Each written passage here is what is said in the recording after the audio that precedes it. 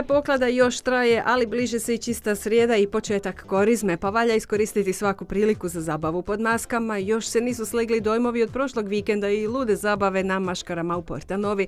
Na karnevalskom spektaklu bilo je i druženja s omiljenim maskiranim likovima, oslikavanja lica, a onda i super plesnih pokreta u mini disku kad su se svi veselili, a još dodatno više oni najsretniji koji su osvajali i nagrade.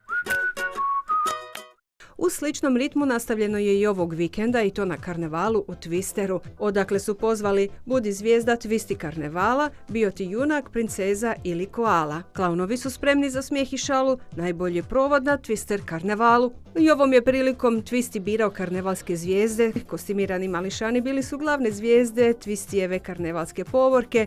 Klaunovi su pak bili u problemu jer je trajala potraga za klaunovskim rekvizitima.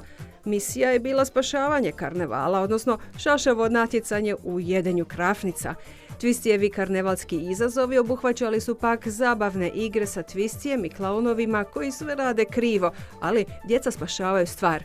Slatka karnevalska oaza bila je tu puna boja i slatkih zaloga za mini predah i maxi zabavu, a disko finale obuhvaćalo je karnevalski glow dance party uz neon rekvizite i svjetlosne trikove.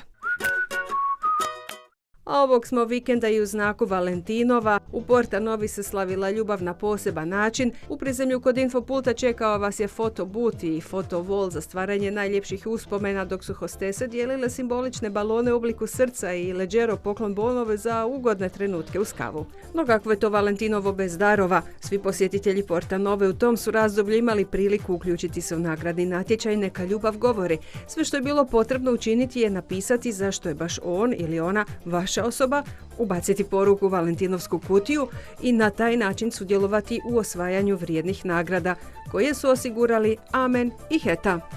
Dva najkreativnija pisamca osvojit će poklon bonove u vrijednosti od 100 eura. Nadamo se da ste proveli Valentinovu u Portanovi i pustili Neka ljubav govori.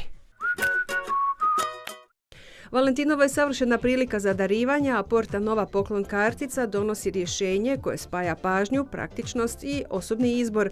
Umjesto nagađanja, darujte mogućnost da svatko sam odabere ono što ga istinski veseli. Od modnih komada i beauty favorita do gastronomskih užitaka i sitnica za dom. Portanova poklon kartica idealan je znak pažnje koji pokazuje koliko poznajete osobu koju darujete, a pritom ostavlja prostor za iznenađenje i osmijeh.